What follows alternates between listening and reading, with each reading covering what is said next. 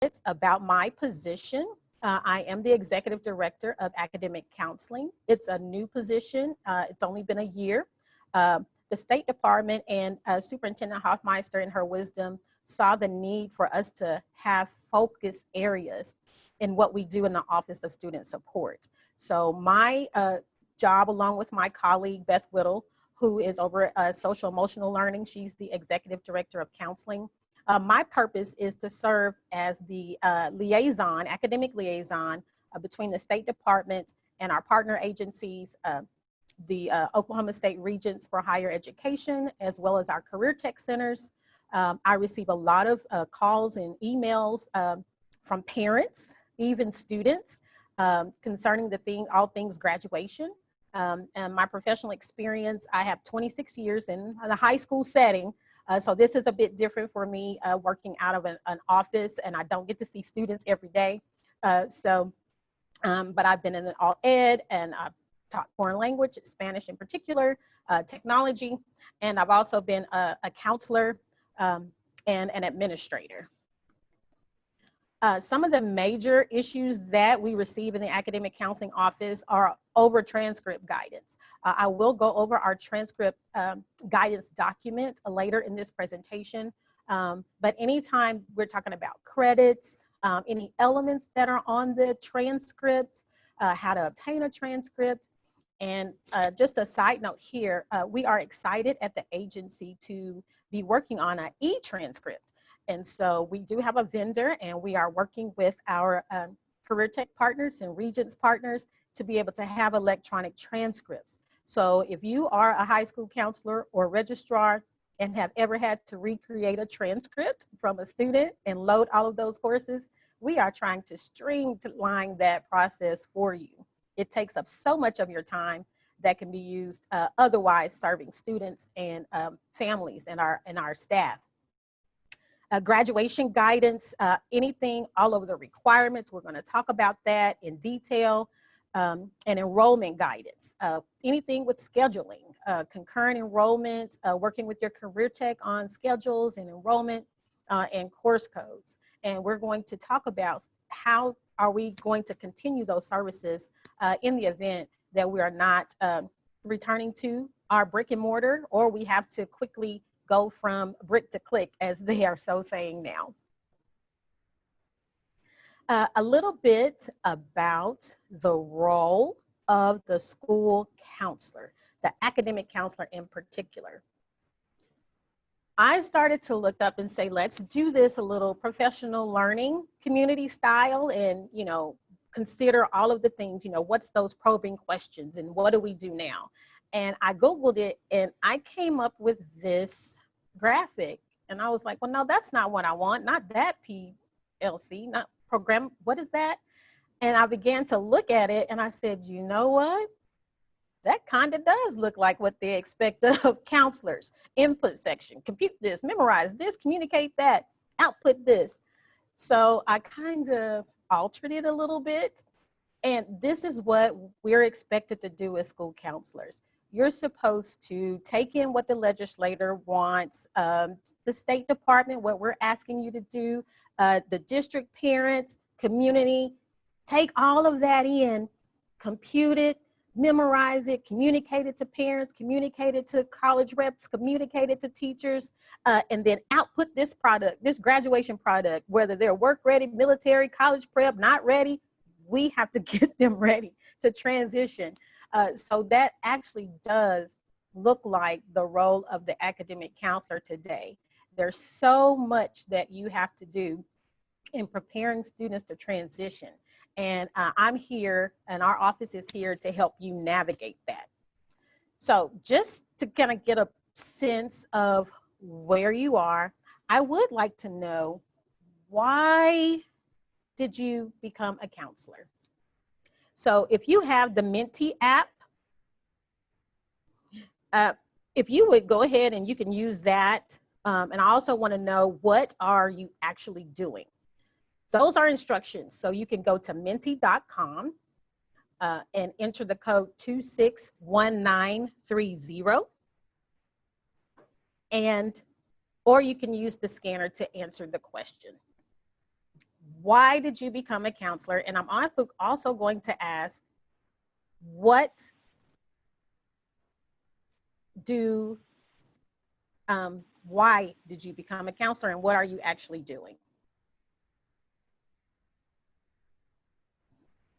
Can you see the question? Why did you become a counselor? Oh, Yes. I see someone said, okay, I became a counselor to help kids succeed. Awesome. Want to see those come in as we consider why we became counselors. We went to our programs. I'm actually starting a new journey. That's awesome. My career as director of alternative education. Well, I just also became over alternative education. So we will be definitely partnering together. Love working with kids, with students. You have to want to work with students. And hopefully we're in it to love them and want them to succeed. Let's see, I'm a school counselor because I love helping adolescents be whole adults. And that is the goal for us to put out whole products. Let's see some of these. These are awesome. Someone's in the process of joining the ranks. Thank you. We appreciate you. We need more counselors. We'll talk about the legislative requirements for our ratio in Oklahoma, 1 to 450. Self-student social emotional issues. This is great. As you're putting yours in, I'll talk about a little bit how I got into counseling. As a teacher, I had to do a presentation on guidance programs in the small school setting. How do you do teachers as advisors? And as I was doing that presentation, there was a professor in the counseling division at UCO, Dr. Wanda Johnson. She was there and she literally chased me down after I was done, gave me her business card and said, you are doing the work. You need to become a counselor. And that spring I enrolled at UCO and that began my journey into helping students. Love listening and sharing information. Look, these are some great responses. You'll see a lot about helping, the desire to assist people. So now I want you to tell me a little bit about what best describes what you're actually doing now. So you should see another question that prompted to allow you to tell us, now that you wanted to get into this field because you love students, you want to help, you want to see them grow. Tell me a little bit about what your day looks like. What best describes what you actually do as a counselor?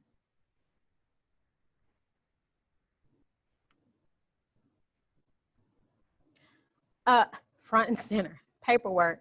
I resemble that remark.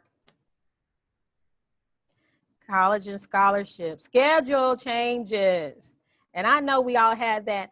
After 3 days, you cannot change a schedule. And 10 days later, schedule change. And 2 weeks later, I want out of career tech, schedule change. Testing, consulting with teachers. I'm excited to see that there. I'm glad that you have that. Look at this, paperwork, lots of paperwork. See what you and your colleagues are doing and what you came into the profession to do is morphing into testing and paperwork and lots of paperwork and schedules. We need to be able to serve students. And so all of these things that you're putting here are a lot of academic in nature. And so that's what I'm here to help you navigate all of that. This will just keep growing. At the end, I'm going to take a screenshot of that and share that as part of the end of my presentation.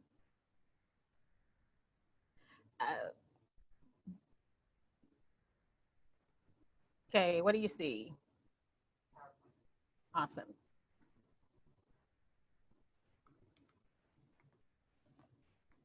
And then we are, of course, all navigating this tech world that we're in. What you should know. So just considering the legislative requirements, expectations, I want you to know that the expectations of Oklahoma counselors, we're actually have our standards under revision. And so we are excited about that process. We have a group of counselors who are working hard to make sure that our standards are up to date.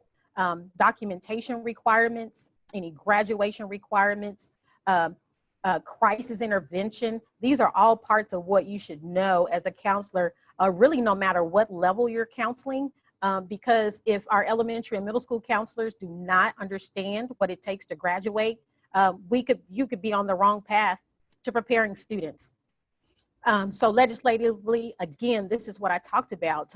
We do know that counseling and guidance services from certified school counselors are needed. This is the legislation said that all students will receive those services. Right now, it's the maximum is 450 to 1. A lot of you are serving well over that number. I was in school as the only counselor, and I too had that type of load, and it's very difficult, especially at the secondary level when you're also navigating students who are wanting to do athletics and scholarships and internships and managing all of that. But do know that you're needed, and those of you who are joining us, we really appreciate you and look forward to working with you. Do you need to be aware of the state's expectations right now as far as our strategic plan? The Every Student Succeeds Act outlines our plan. We want 100% of our students to graduate with a meaningful ICAP, a meaningful one, and that they have that awareness, preparation, and action while they're in high school and the opportunity to explore. Documentation requirements.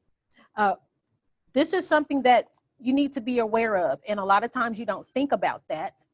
How do you request a copy from the school? When students are transitioning, you need to keep up with their grades, their transcripts. What does your report card system look like? How do you acquire that information? And right now, as we're in cyber world, obtaining that information can be difficult, but please work with your school partners, even your post-secondary partners, in helping students gather that information. Coursework, current coursework. Stay abreast of what courses are currently being offered as you prepare class schedules, and that those class schedules are as best as possible within your district, in line with the students' career and academic plans. Attendance records, work with your registrars, keep up with that information. Birth certificates, you don't have to monitor a birth certificate, but when we have testing, you need to know where to go to get students' official information. There's a reason why you need to double check and triple check the birth certificate, the date of birth and the spelling of students' names. When they leave us, whatever that permanent name we had, and then it's actually different from what's on the birth certificate, we could cause issues as students begin to transition to the military or to colleges and their names are misspelled. Shot records testing. So those are just some of the things that we're guided. You saw paperwork there, there it is, that we have to keep up with now as academic counselors. And now we've added the career assessment tools and logins. And that's going to be helpful as well. If a student leaves your district, that you're aware of which OK Career Guide or OK College Start that you used, and have that ready for the new district in case the student forgets. I want to spend a little time here talking about graduation requirements. In Oklahoma, we have two pathways. The College Prep Work Ready pathway. These are the general requirements. Do keep in mind that your district can actually exceed the district, our state requirements. So we require 23 units. There they are. I'm not going to read them to you. But I do want to make you aware that there were no changes to the class of 2024. So those of you who were waiting for the checklist to come out, I changed 2023 to 2024. The legislature did not have any time to address any of those components that may have affected graduation. So that's what we have. Now here's the other pathway, which is the core. The core pathway was designed for those students who were not going to be college bound. Their plans may have included going directly to work or maybe to career tech. And what I want you to know about this is that those requirements are a little bit different. It says 3 math, but however, that may include like computer science or a 1-year approved 3-hour tech program. People ask about that. When we talk about transcripting, you do not transcript that program as a math. You transcript it as whatever that course was, and then notate on your transcript, this meets the 3rd math requirement required for graduation. So that's the difference, is that they're able to obtain their credits a little bit differently. What you do need to know is that there is a form, this opt-out form, that you have to have before you can use that. What do you see on the screen? Still on the PowerPoint. Okay, awesome. And some people are not aware of that. Let's see. We're navigating this. You should see the College Prep Work Ready curriculum. Awesome. This is what we affectionately call the opt-out form. This is the new one. You have to meet with students before they get into this. So that means that you should be communicating with your 8th grade, your middle school staff, counseling staff, to get this done during that enrollment process. And you should keep this on file. The parents have to initial this section here.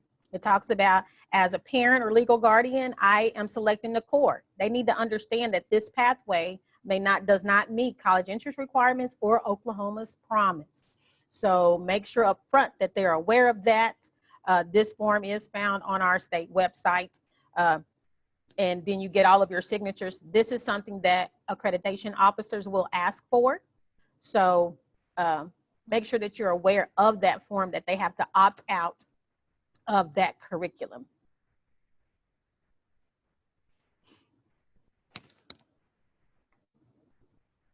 Okay.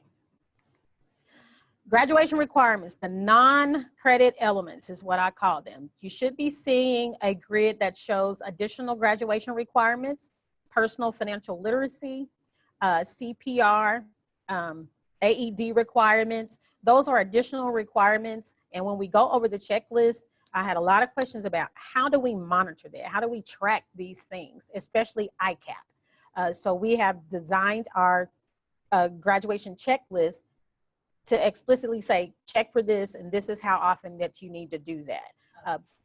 Petra, Yes. we have a question. Can this form be filled out at any time during the school year or just at enrollment? Yes, it can be filled out at any time during the school year. If you don't have it, let's say that a student, you're not sure if they opted out in a previous district, then you can do that and fill it out and make sure that you have a copy of it. So that's the main thing. Yes, ma'am. Next question. Is CPR going to continue to be required for the 2021 class? Okay, so there have not been any waivers for requirements or anything like that for the class of 2021. All of that process will have to go through. I know during when we had the school closures in the spring, there was some allowances. The board, had to ask for those waivers and go through legislation and try to get some of those things done. So we do not have information about that for 2021. There are ways, and the other one was personal financial literacy was another one, but there are electronic ways to get PFL. But CPR AED is a little more difficult, of course, because there's that hands-on component. As the board takes action on those issues, we will definitely share those with you. That's a great question. Next question. When should the core curriculum form be completed? It really should be completed prior to 9th grade. But there are instances where a team may need to meet together and say the student is not going to, they've just changed their career path. And that's the lovely thing about ICAP, is that students change their career path that doesn't require them to go to college, then they can graduate on the core. And so you can meet as a team, and the key is, again, is making sure that that parent and student is involved. What we don't want is second semester senior year, and then all of a sudden people say, oh, we need to use the core to graduate that student, because the plan is really designed to guide their academics and their instruction and their coursework throughout high school. Great questions. Keep them coming. Another question. Due to classes being taken virtually, there's the possibility of coursework being completed early. If a student completes all graduation requirements in December, are they considered graduated, or simply all credits met with continued education in electives, college work, career tech schedules? Okay, that is, and I will be glad to get with that district, so please email me on that. You can hear me? Because you know, your policy in your district on early graduation, that's something that you're going to have to revisit as a district, because some districts don't allow students to graduate early. And just because their platform has changed, that coursework, if they were going to graduate early, it really should have been determined before now, because they still would have those classes. And I know that there are some students taking coursework online and they're able to get through them a lot faster, but those discussions need to be held with the student, the family, and of course, following up with your district in regard to early graduation. Next question. Yes. Is core graduates counted less for the school than college prep? Say that again. Of course. Is core graduates counted less for the school than college prep? No. A graduate is a graduate, and actually there's no difference in the diploma. They all get a diploma, a high school diploma. So there's no difference for the school in that regard. And final question, can you please explain a little more about career tech math credit and transcripts? Yes. And actually on this here, there is a link to, I think it's on the next slide actually, of all of the coursework and math credits that are accepted from Career Tech. But for the third math credit, if a student is enrolled in a 3-hour program for a full year at their Career Tech, and they're on that core plan, they can use that program in lieu of taking a third math. So they can have Algebra 1, Geometry, and their 3-hour Career Tech program, and that will count for their third math. Whatever that program is that they're taking at the Career Tech. So that's a question that we do get, and I work with curriculum on that a lot, because we want to make sure that we're telling you about the right coursework and which ones count for those students. And the big question I get is, how do we transcript it? We do want to be clear that you do not put Algebra 2 if the student didn't take Algebra 2. You actually want to transcript the name of the Career Tech course and then just notate on the transcript that it meets the third requirement. And that's important if a student has done that their junior year and then they leave the district and you haven't notated that. So everyone needs to understand what that path was for that student. And I'm so glad we have these questions. Keep them coming, and there will be places for us. We should have some time at the end for additional Q&A. So keep those coming, and we will be saving the chat because I'm sure there are going to be things I need to follow up on. One of the questions we get is about the additional unit. So what high school courses identified as eligible for the diploma pathway? We have our course code list, so all of our course codes, and our team has, I'm going to share with you the graduation checklist, the subject codes list, if you haven't seen it. I believe that's it. Gotta let me know what you're seeing. Do you see the subject codes list? We just now see them. Awesome. So this list, and it's going to be updated and published, is so helpful, and I'm going to tell you why. They actually redesigned this list to tell you which courses are eligible for all diploma pathways and which ones are for elective credit only. So when you're considering that additional unit, you want to use these courses that are eligible for all diploma pathways. That's going to help you decide which courses are going to count for credit and which ones are only going to be elective credit. This list, I don't think we had any new courses added this year. There's some discussion with fine arts. So she has a session, Elizabeth Mon has a session. If you want to join her and get more information about the fine arts considerations.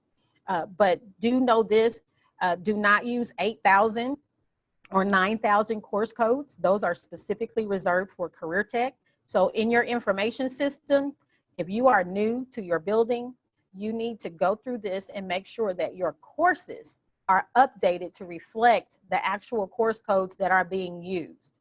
So as they change these course codes, information is pulled using course codes, like for the report card and things like that, you know, what the post-secondary opportunities. If you don't have courses labeled with the correct course code, then you may not be getting credit for that course. One of the questions that I get is Algebra 1.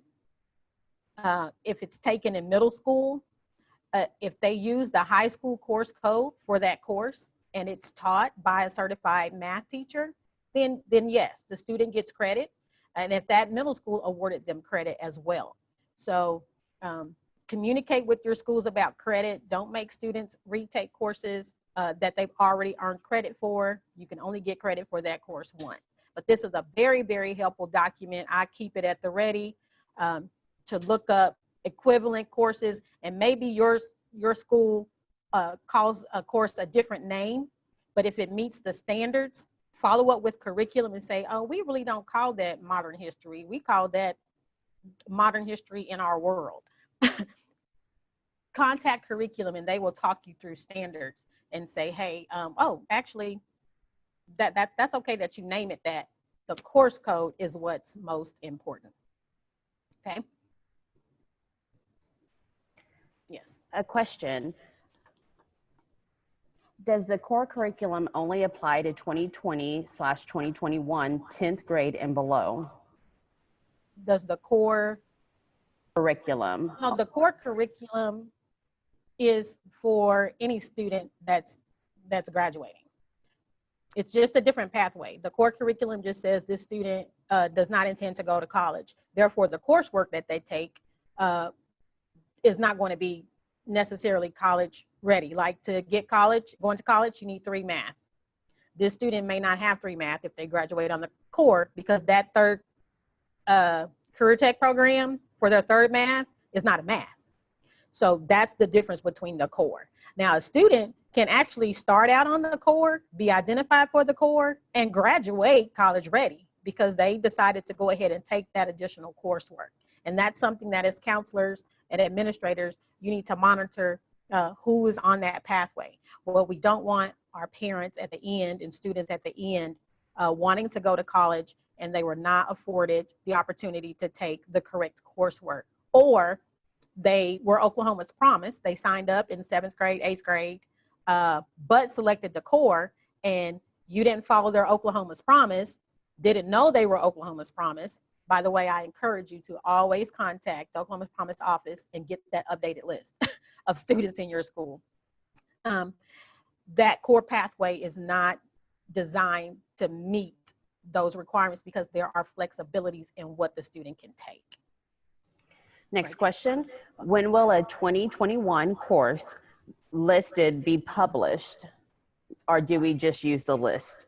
Oh, use the current list, and you will find the newest list. It will be on the accreditation website, and as they get that updated.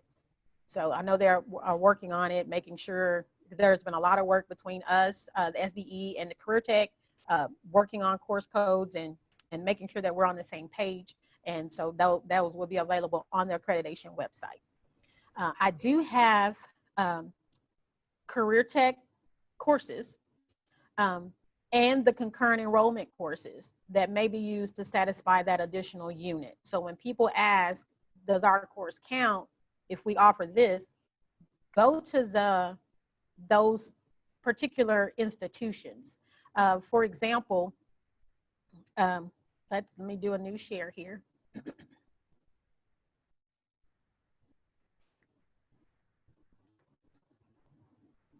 Can you see the, let's see. Now you see it? So it's a little delayed. That's okay. Courses to take, course guidelines for college admission. This is from the Regents through OK College Start. They post that here. And I want to scroll here and show you, they show you all of the acceptable courses that they have. And it's going kind of fast, but here they are. I want to get to the bottom because they actually show you computer tech college admission, career tech courses. So here, please use this list to determine whether or not that's going to count, okay? The Kyle Foster at the Regents, he's great. We have a great partnership, and we do communicate on that. If you have a course that you're considering and it's a new course, please go through SDE, because if it's not on our course list first as an approved course, then it's kind of, you have to kind of, you're putting the cart before the horse. So let us see if that's a course that could be equivalent, number one, to one of the courses we already offer, and then Career Tech can confirm and go through their process to see if they will accept that course, if it's not something that's already listed.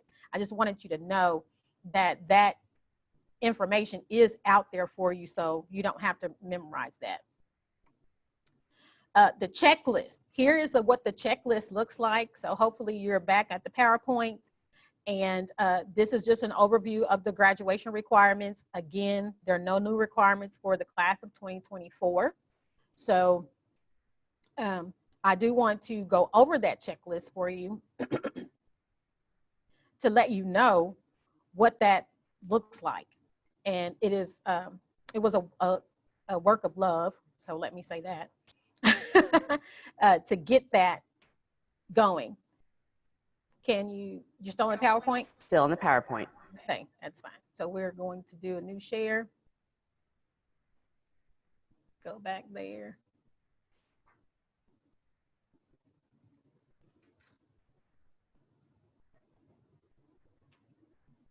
You're gonna need those too. Do you see my screen? Yes, I see subject codes. Subject codes, awesome. Well, let's just go here. On the high school graduation resources page, here are all of the checklists. So hopefully you can see that. This is the 2024. That is actually new. So it's hot off the press. I'm going to click it. And it is PDF, so you can actually download it if you would like. You can also edit this. All right. So you can put that, and they want to be a nurse, like my daughter. We need them. And you can, if you're like me, you can put checks, or you can actually put the letter grades. So this is great when you're cross-checking. We don't want that D there. We're going to make them do something about that. As you're putting in their letter grades, students can do this. They can upload it into their their OK Career Guide or their OK College Start platform. As they're monitoring their checklist, I had my students look at their transcripts every semester. You can find errors. They can say, oh, I took this in summer school, but they forgot to report the grade to you. It's a great way to monitor what the students are doing and for them to understand what they need to graduate. This other approved course, maybe you don't offer one of these, Algebra 1, Geometry, Algebra 2. You offer Trig/Pre-Calc. So you can put that other course here. You offer calculus, you can put that other course there. So this is just our general requirements that students need. The other page I want to point out is page 2. People were asking, how do we monitor these other things? We have that included because it's part of their requirements for graduation. Their ACT score or SAT score, you can type those in. Our science assessments, U.S. history assessment, did they take that? Any certificates that students earn through Career Tech, through any other type of program, put those on here. Those are not required for graduation, but if they earn them, we are to make sure that students get credit for that. ICAP, how do we monitor ICAP? The College and Career Readiness team, myself, Chelsea Hunt, and Marissa Lightsey, we worked on how to best represent this as far as a checklist. So for career assessments, written goal, course reflection goal, those should be done every year. You could put an X in this box, you could put a date in this box, just so that you do that. Questions I get is, what if a student was in Texas and they came to us in 10th grade? Well, actually, you can't go back and do the 9th grade. They weren't here, therefore they weren't under our requirements for 9th grade. So just start them in 10th grade and make a note here, Texas. Okay. The goal in service learning. Chelsea Hunt has her presentation on Friday at 8:30. I highly recommend that you attend that session. She is going to go over service or work-based learning in detail, have some great resources for you on how to get that done. But the student has to do this one activity or grade level at least once in grades 9 through 12. So if a student does an internship in 11th grade, as far as their ICAP requirement, they're finished. Now, if they do an internship in the 12th grade, that's awesome. If they do another activity in 9th grade, that's awesome. If they do something every year, that's wonderful. And it's wonderful because that student has those experiences to put on a transcript, on a resume, on a scholarship application. But for their requirement, they just have to do something at least once in grades 9 through 12. We had schools just panicking. Oh, we can't get all of our students in internships. Okay, we understand that. And you don't have to. So the ones you can, awesome. The ones you can't, there are other activities that they can do. And then, of course, here's where you date and check. And you may meet with your students more frequently than this, but to review this every year is definitely a must with students. So we're excited about that. And do notice that was the 2024 version. It's already live on the website. Okay. Return to learn considerations. This is what we are going to spend the next few minutes speaking about. How do we counsel in a cyber world? So we'll talk a little bit about district protocols and communication. It is more important now than ever that you are in tune with your administrator and your district leadership about what the plan is for your sites to return to learn. If you're not, you'll be behind as far as changing communication styles. How do you meet with students? We're going to talk about that a little bit. And my other counterparts are doing great sessions today on social emotional learning. Deputy Superintendent is doing one on how to reach at-risk students. And right now, all of our students are at risk. And we want to be cognizant of that and make sure that we're making plans to address it. One of the concerns that we get are about HIPAA and FERPA. And when you are visiting, like I'm meeting with you today, you see me, but you can't see to my extreme left or my extreme right. You can't see if I had earbuds in, if I actually have them plugged into the computer and nobody can hear, you know, what you were saying. So how do you manage all of that? Those are real life concerns for counselors. So I want to share with you a chart that is published by the Department of Education, Health and Human Services. So this is a great little chart to describe the difference between HIPAA and FERPA, because now due to COVID-19, we have to be cognizant of both. It's so incredible what we're going through right now in our world. And for counselors who are, most of you put, I want to help students. I want to be there for students. I want to see students succeed as to why you became a counselor. Doing that in the virtual setting, it makes us a little bit uneasy because we can't physically see that that student sitting in front of us. So right now you should be making plans to, when you're in the brick setting, social distancing. How are you still going to have those meetings with students? We have a counselor speak series every Friday at 1 o'clock. So if you haven't joined those, I encourage you to go to our website and sign up for those as well. But we talked about, how do you have circles? You know, how do you meet with students in groups? How do you identify if a student is having needs if you're not seeing them every day? If you're not actually in the flow in the cafeteria. I think I did this before, and people said counselors are doing cafeteria duty. And I said, oh, you get the opportunity to walk through the cafeteria and listen to discussions. I don't want to see my counselors having cafeteria duty. But that is a great opportunity to see things. When you're not exposed to that every day, you know, how do you address it? If you're on a Zoom with Cindy Monday, and then you're checking back in Thursday, and Monday Cindy's fine, Thursday she's got a little bruise, she's not really feeling it, you know, what do? We are still bound as educators and as a first responder to report. If you have in good faith, I'll go back to the website. There are links to the Oklahoma Child Abuse Hotline. That number is 1-800-522-3511. And Chelsea, you can drop that into the chat for you so that you would have that handy. There's a crisis text line, home, if you text 741-741. You know, there are a lot of resources out there when we suspect things are not right in a student's home. But as far as information, a student gets COVID, coronavirus, you know, that reporting process, who needs to know, how do they need to know?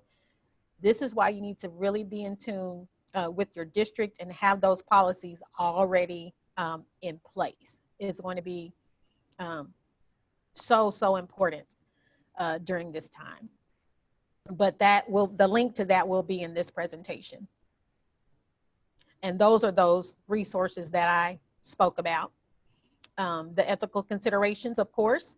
ASCA has some recorded webinars. I'm not going to go there to that site, but they have webinars and an FAQ that addresses a lot of the ethical considerations that you need to make. Be aware of your district's policy as far as what platforms you can use. You know, do they allow you to use your personal Facebook page to communicate with students and families? Be aware of those things. If you use the Remind app, I was a documenter for my personal notes. You want to document highlights of conversations for yourself because you don't know what's on the other end or what someone else may say you said. So that's a difficult space to navigate.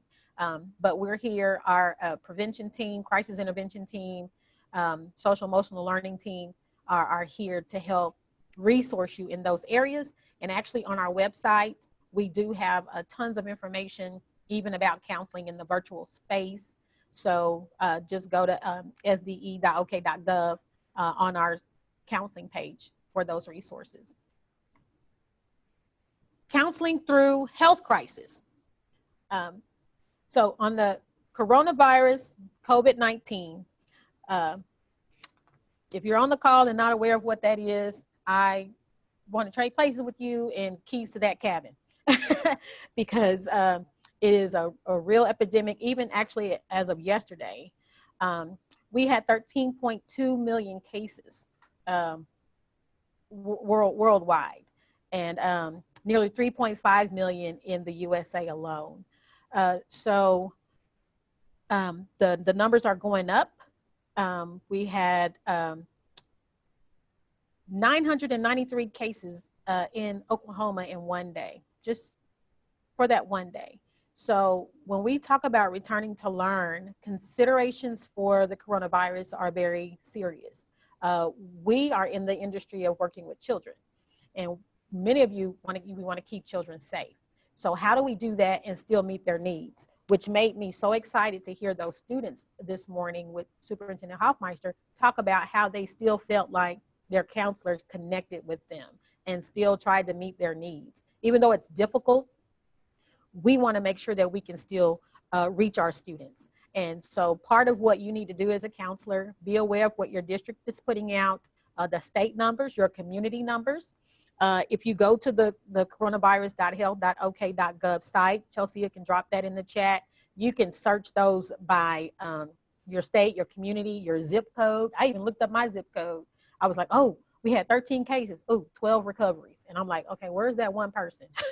Well, what's going on with the one person? But be aware of those, because that's what's driving your districts. That information is driving those changes. In the event you have to go from brick to click, or you're allowed to go back from click to brick, this is data that they're using. The district plan, your school schedule changes. What is that going to look like when you have a student that is going to career tech, if the career techs are open, if you are providing concurrent enrollment opportunities on your campus and you have to go from brick to click? How is that student still going to be able to access their coursework? So you want to make sure that you're aware of that and have a plan for that. I know a lot of districts have used their care funds to purchase devices for students, internet service, all kinds of things to make sure that we try to flatline, so to speak, the inequities as far as technology access for students. We know there are still inequities. Coronavirus, COVID-19 has revealed that to us and has forced us to address it. Safety. When I talk about physical distancing, that's your office setup. That's different. Students can't just come in your office and hang out anymore. But when they need to see you, do you have a process for, you have to set an appointment. You have to sit here and then I will come and get you, or, you know, what are those processes going to look like? Your chairs are set a little different. So consider those things as you're going back to your offices. You need to work with your office secretaries and share with them that process as well. PPE, it's not readily available in a lot of places, but schools have done a great job as far as trying to access that. But you want to make sure that you're protecting yourself as well as your students, because it's really not about us. It's about the people that are around us that we want to serve. Counseling through social change. Students are returning to school with a lot more than backpacks and with pencils and notebooks and paper. A lot has gone on since you've seen them in March. So there were protests in over 400 cities and all 50 states and well over 50 countries due to the death of George Floyd earlier this year in May. And because of the internet, because of social access, social media, students are aware of a lot more than they typically would have. And so they are having to deal with racial incidents, police brutality, cultural diversity. When they come back, they're going to bring some of that back to the campuses. How do we help students with their feelings about that? And how do we help drive discussions about that when they arise?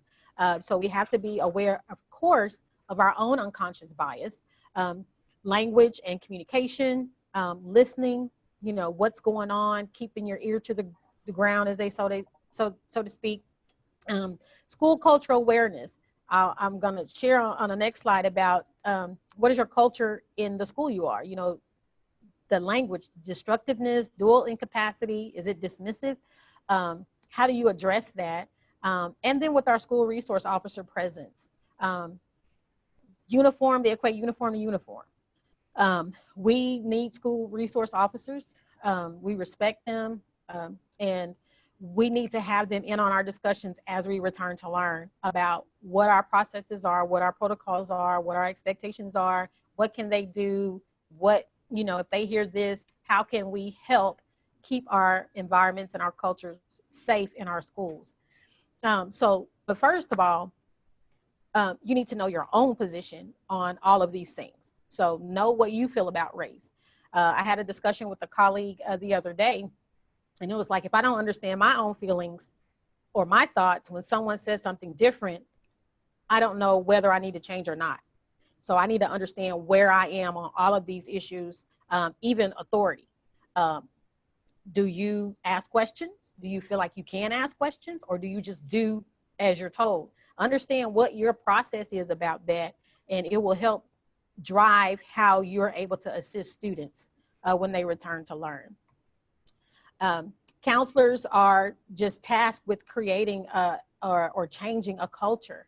We're the hub for the school. I saw and talked to more teachers on a daily basis, and I was like, can you make room for the students? Uh, or parents, they just want to call and they just want to talk. So we are in a prime position to be able to communicate change and communicate expectations that build a culture of safety and health for our students, because they're primary. So again, have a plan, work with your school leaders, remind everyone that we're there to serve all students and staff. You want to model expectations, be a safe space, but you also have to be a safe space for yourself and know when you need to kind of, give yourself some room, and self-care is the best care. Okay, again, know your own biases, and then address the behavior and speech. Every session that I've been in this summer and conference that have addressed this issue, they all say that we must address the behavior and speech immediately. And I'm encouraging us to do that with care, with candor, and with courage. And that is a part of our message in the Counselor Speak series every Friday at 1 o'clock, because we do want to be able to provide you a safe space to have those discussions and to resource you in the event you struggle in that area. Do you have a destructive culture? And you'll hear things like, well, we need to just get rid of all those kids. I mean, do you hear people talking like that? In a dual incapacity culture is like, well, we get one too. All Black lives matter. Okay, well, all white lives matter, or blue lives matter. So it's not saying the other doesn't, but I'm not going to say it does. So let's kind of balance it out. Or is it dismissive? I mean, I don't see color. And saying that is like, I don't see the rainbow. If you don't see color, you don't see that there are differences, and we are all different. Or it's not like that where we live. Okay, assess where you live, because if you live in an all white or all Black community, it may not be like that. But the minute you start mingling, things change. So be aware of that kind of language and that culture, and help drive the conversation to make it more inclusive. Now that you know all of these things, there's a lot more to go into detail about, of course. This is just highlighting some of the expectations on what we're expected to do as academic counselors. I do want to highlight that you don't have to memorize all of this. I mean, what attorney goes to court and has nothing? No briefcase, no notes, case notes, or files or anything. We have to resource ourselves. The key is knowing where to get those resources. Have them handy. Know your processes and procedures. Update your district and local guidelines. I will tell you that a lot of times I get questions about, what can we do this? And my first response is to check, what does your district say about that? What is your district policy? Oklahoma is a local control state, so you have a lot of leeway. What I want to do now is kind of let you discuss a couple of these topics. The first topic I want you to discuss, we're going to go into some breakout rooms. So Chelsea is ready to assign you. The first question I want you to talk about with your virtual elbow partners or your virtual circle is discuss, what is your comfort level with having to return to learn and counseling in the virtual space? What considerations are you making as you return to learn? So she's going to go and let you go into your breakout rooms. So discuss again, your concerns about counseling in the virtual space. And we'll see you back.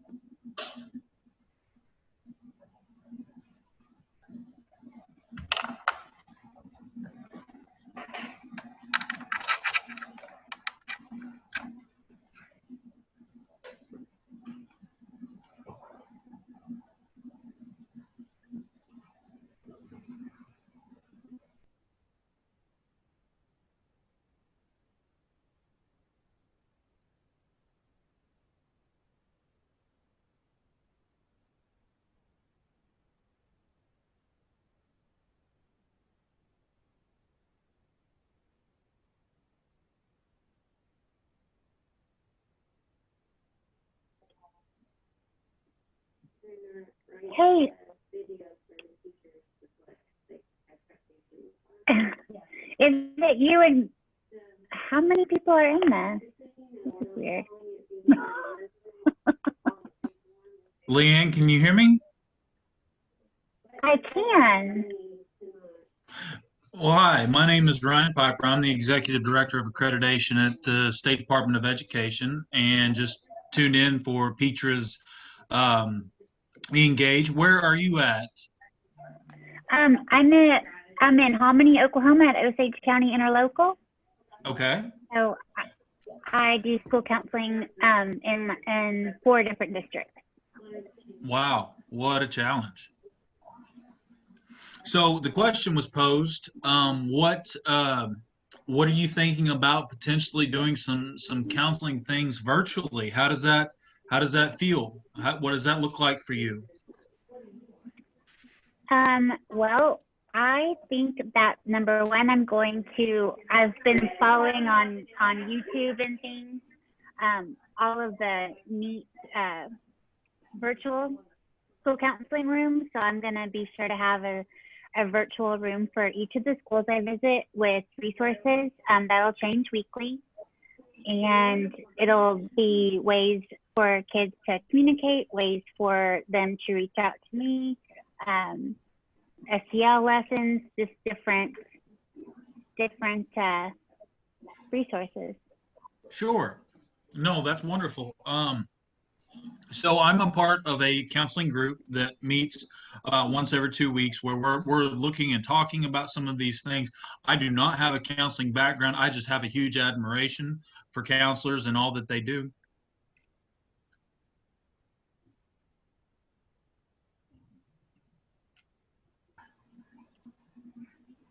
In my office, somebody was speaking to me. Did you ask me a question? Well, I was just saying that I'm in a group that meets of counselors that meets once every 2 weeks. That's kind of been looking at this stuff throughout the course of the summer. And one of the concerns, and I'm not a counselor, I just have a huge admiration for counselors and what they do. One of the concerns was privacy, and not necessarily FERPA driven, but that you have a student who needs to communicate something about a household member. And I'm sure you can think of these scenarios that I'm referencing here without me coming around saying, is there some talk about some Yes.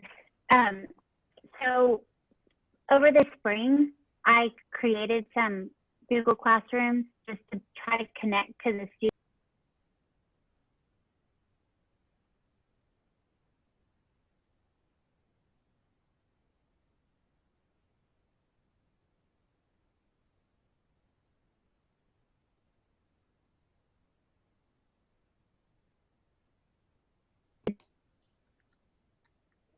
Leanne, I think you might be on mute. Sorry. In my Google Classroom last semester, I had kind of informed consent on the main stream that I just kept at the top the whole time.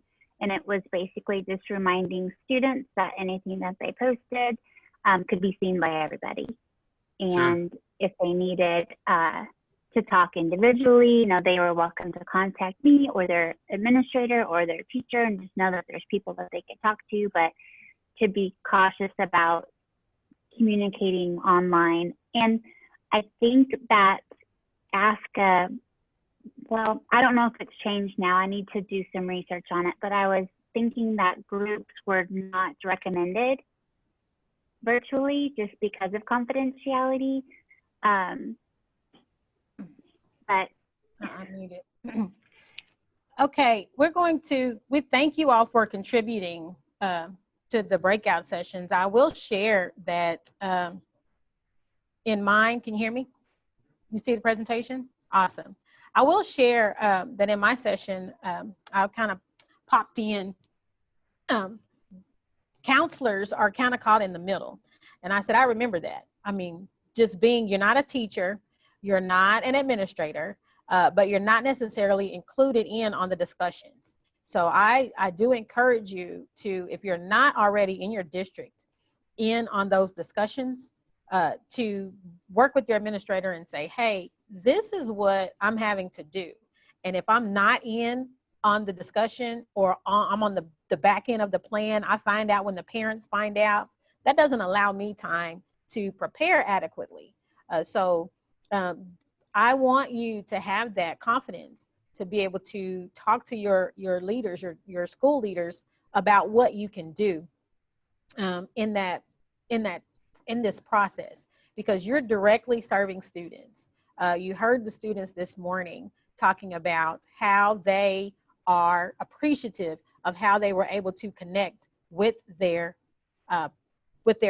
counselor and how important that role is. I wanted to give you a little bit more time to kind of talk about in your groups. And then this time when we go to the breakout groups, the person in your group who works in a school furthest from the state capitol has to begin the discussion.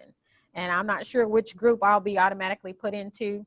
But what I want you to discuss just really briefly is, what is your comfort level of having to have the conversations? Say a student comes and knocks on the door and asks you, am I a racist? What do you say? Or they say, Miss Johnson, you know, I'm scared of the resource officer. I saw what happened on the news. How do you candidly and courageously have those conversations with your faculty and with students around injustices and inequity? So Chelsea is going to drop you into some breakout rooms. You'll have 2 minutes to discuss, so you can't kind of wait to get the conversation started. But I want you to discuss that. What's your comfort level in having those conversations when you return to learn? Thank you, Chelsea.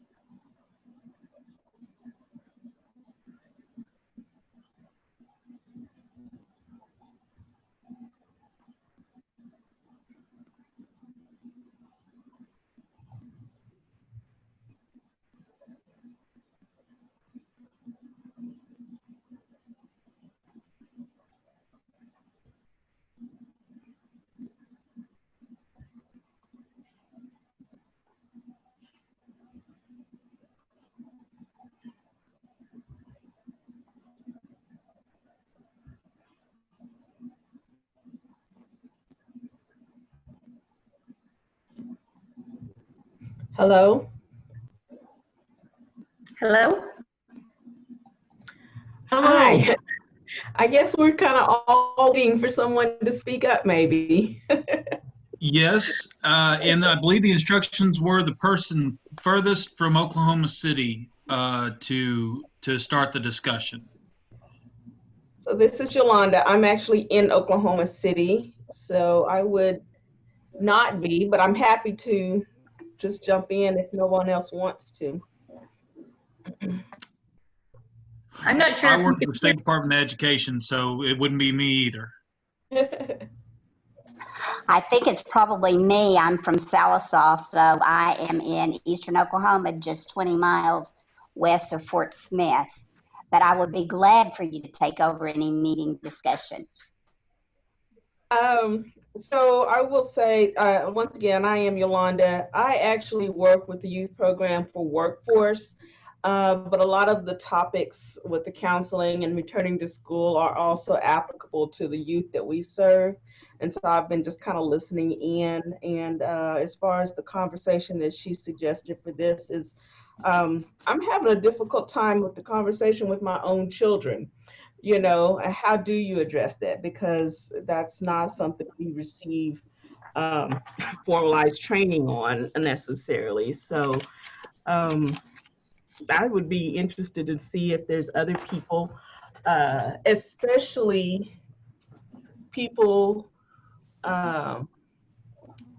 who maybe have a less diverse community or district have addressed or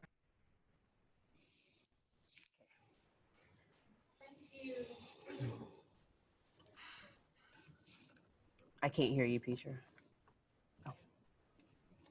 I'm sorry, did I mute? I did mute. Hey, thank you all for, do you see the presentation? For that discussion. We were, I do understand having some issues with the breakouts. So I was able to jump in on some of the conversations and then we could still hear some. So this was, I was glad to hear people mention what we talked about previously. When you have an area and you say that doesn't happen in my, that's not how that is where we live, where they live in in an area where, pretty much everyone is of the same race or the same culture, have the same belief systems. So you don't have that. I did hear at the end of one session where one of our colleagues reiterated that we just have to be aware of our own and be able to have the conversation. They haven't actually initiated it, but they're not afraid to get into the conversation if someone else brings it up. So they're not afraid to address it, but actually just orchestrating and having those conversations, they're not afraid to have them. I think key for us as counselors is just having that confidence to know that we'll be supported in that, that we will, if a student asks you something, I would tell mine, you know what, I need you just to tell me a little bit more about that. You don't have to have an answer, but you do need to be able to say, right now, the space that I'm in, I just need you to tell me a little bit more about that. Let me understand where you're coming from. So, turn phone off. Did not happen. I really appreciate you guys sharing that information and sharing where you are. I wanted to just allow that time for you to do that. And if you have friends, if you have people that you can call and connect with, please do that. Find someone. I have colleagues in my office, and we just call and just talk and just ask the questions, as we see them. I want to go over a couple of resources with you. One of them is an example, sample questions about interrupting racism. So there's a link to a document that was shared. I will do a new share and show you what that looks like as it comes up. I guess it's going to have to come up first. Okay. We're navigating this. What do we see? Okay. what did you just say? This was actually compiled by Oregon and their Center for Educational Equality.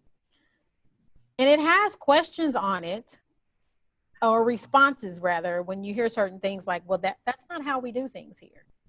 When you hear a certain statement, or you know, that's not our culture. If students are making funny jokes, be willing to say, well, that's not funny to me.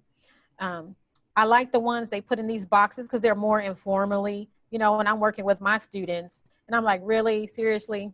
Okay, let's talk about how that sounds in this environment. So it's just some helpful keys, some starters. And if you haven't muted yet, if you could please do that, and so people don't hear your phone go off like mine. Help me understand your thinking. That's my favorite one. Help me understand your thinking. Understand where they are getting those thought processes. So this is a very, I thought it was shared in a professional development I was in this summer, and they allowed us to use it. So these are just some starter sentences. Pick ones that feel comfortable to you if you did use them. So I just wanted to make sure that you're aware of that resource. Another resource that I wanted to share with you is the Return to Learn document. Can you see that? Return to Learn. If you are not aware of the state's Return to Learn framework for reopening schools, familiarize yourself with this document. They actually have a section that we worked on that's dedicated to academic counseling, college and career planning and transitioning, work-based learning and industry engagement. So these will be very helpful as you're planning to return to learn. So it talks about preparing for enrollment, scheduling, and those types of things. CDC guidelines or protocols are all through this.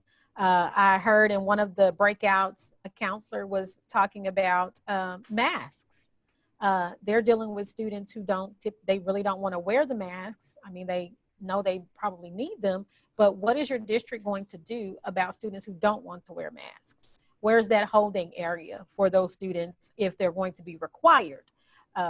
So counselors have to be in on those conversations so you're aware of what to do. So the Return to Learn plan, there's our pilot for e-transcript. You want to be a pilot, email me, petra.woodard@sde.ok.gov, and let us know if you want to participate in that. But here's some more resources about subject codes and records when students transition, staffing. We tend to forget about that because we have our processes and forget that, oh, I usually ask the 9th grade English teachers to help me with that.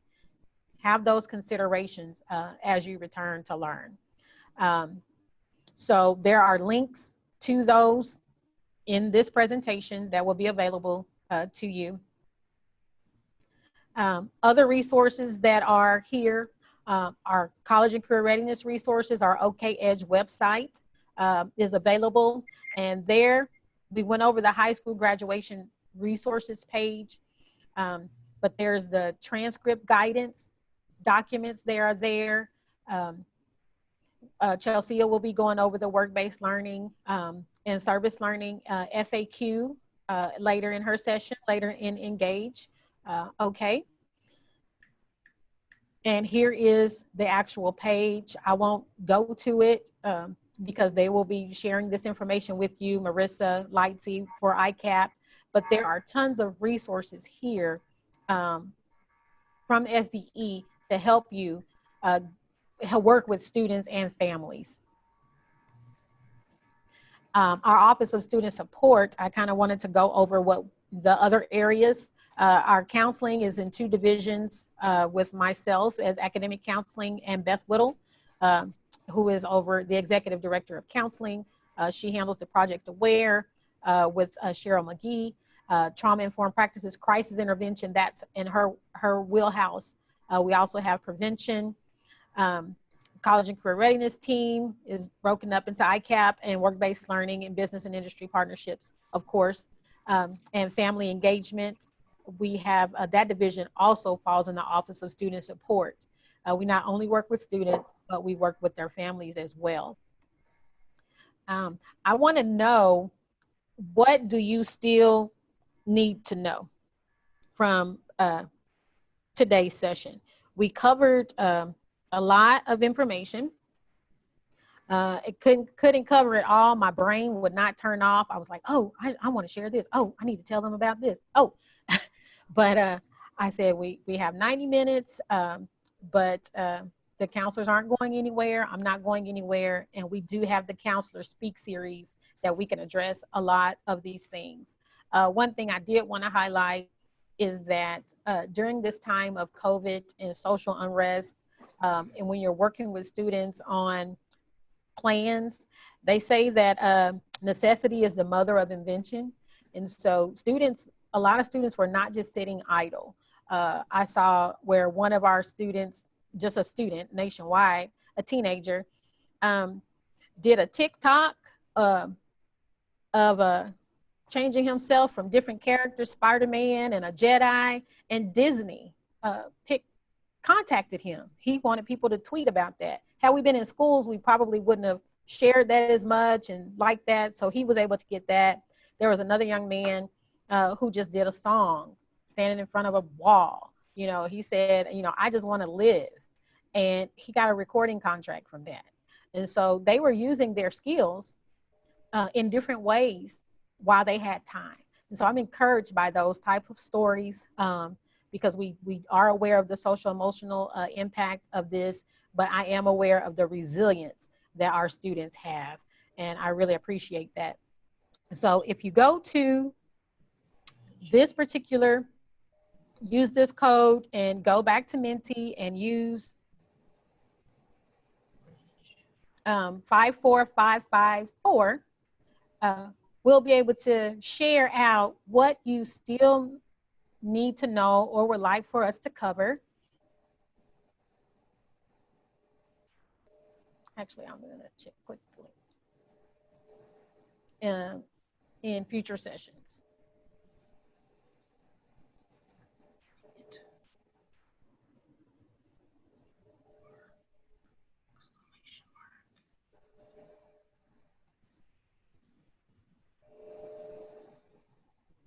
Can't see it. Can't find my mouse.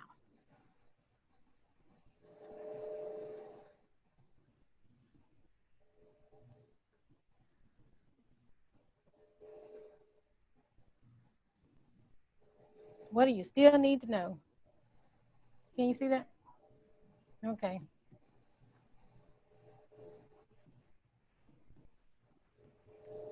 Now you see, what do you still need to know?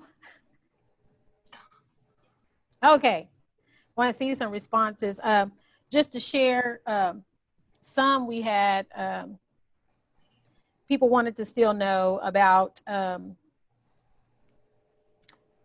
FERPA. And so I covered that in this session and added that from the last time. Wanted to know things like, does the third math count for, if they use career tech course, does it count for the college prep? And nope, doesn't count for college prep.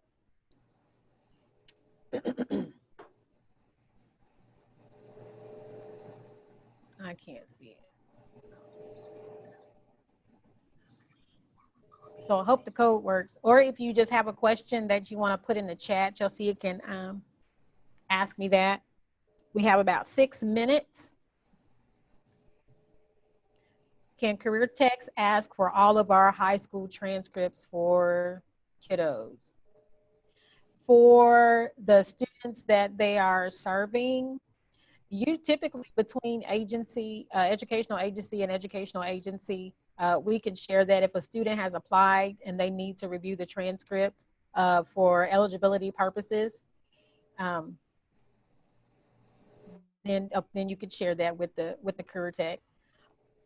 I have not personally had a career tech ask me in the schools I served for all of our high school transcripts. Wouldn't see the need for that. But if they needed it to review a student who was wanting to be admitted, of course, you can share that transcript with them.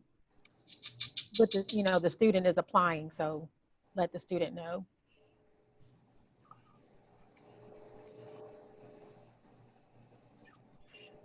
So if you have any other questions, are there any questions in the chat? Yes, as to the PDF certificate, we are working on that, so hopefully we'll get it to you soon, but you can email events.ok.gov to receive a copy of it. Peter, the next question is, does choosing core track change a school's report card or funding levels? The court, no. Another question, with core curriculums students, does any career tech program count for their third math? It has to be a 3-year full, they have to do it for the full year, and it has to be 3 hours, a 3-hour program. So a student can't go one semester of the program and then get credit. So if it's one of the career tech programs and they are participating in that program for the entire year, usually what we call half a day at our site, then that you can count that for the third math. Any other questions? Testing Yes. for class of 2021. I'm going to address that one on here. Testing has not been waived for this year. However, I do understand that ACT is offering discounted rates for districts who want to offer an assessment in the fall for those class of 2021. I do recommend that you contact ACT if you want to be a site to participate in that administration for students. But as the testing information comes out for the class of 2021, we will definitely, our assessments department will share that information with us, and we will make sure it gets on our counselor listserv. I also see our schools required to follow these guidelines. If we could be a little more specific about what these guidelines are, I would just hope that schools are following any type of the policy that's for your district or CDC, the recommendations from CDC. Our graduation guidelines have to be followed for graduation, of course. Chelsea, what other question? Yes, next question. In case of high school dropouts, what information is shared with them, workforce? So I'll repeat it. In case of high school dropouts, what information is shared with them? I assume students, and then the question also, what information is shared with workforce? Okay, so for a dropout, for any information, a student always has access to their information. So even if they drop out and they come back and they want their information, then they have that. Students who don't complete high school with their cohort, and we can't account for them after their cohort graduates, go on the dropout report. And as far as workforce, when people are requesting, you'll get companies requesting transcripts, but that former student has had to sign off on that and said that I'm allowing these people to request my records for job or employment or anything like that. The guidelines were return to learn guidelines that the question was asked about. The return to learn guidelines they're just that, they're considerations. Because we are local control state, in every district has access to different things. The intent is that the guidelines are used to holistically look at what you need in your district and then make adjustments accordingly. So the agency, every department has put our brains together to come up with the return to learn guidelines, considering the government, what our local government is saying and what the CDC is saying, what the Oklahoma Health Department is saying, and put those guidelines out. For any questions about that, I would ask in a specific section, if you have questions about curriculum or digital learning, that you ask those departments directly, because they will be most able to answer your questions quickly. I do want to thank you all for joining this session. This presentation will be available at the end of Engage. So all of our presentations will be, Chelsea, I believe, dropped the PDF in. There's my contact information and our team. So please, if you have any questions, email me and I will be glad to get back with you as best as I can. I do a great job of navigating our department to get answers so that you don't have to run around the mulberry bush, so to speak. Again, thank you. Enjoy the rest of our Engage session, and we appreciate you for sitting in with us today. Stay safe and be well.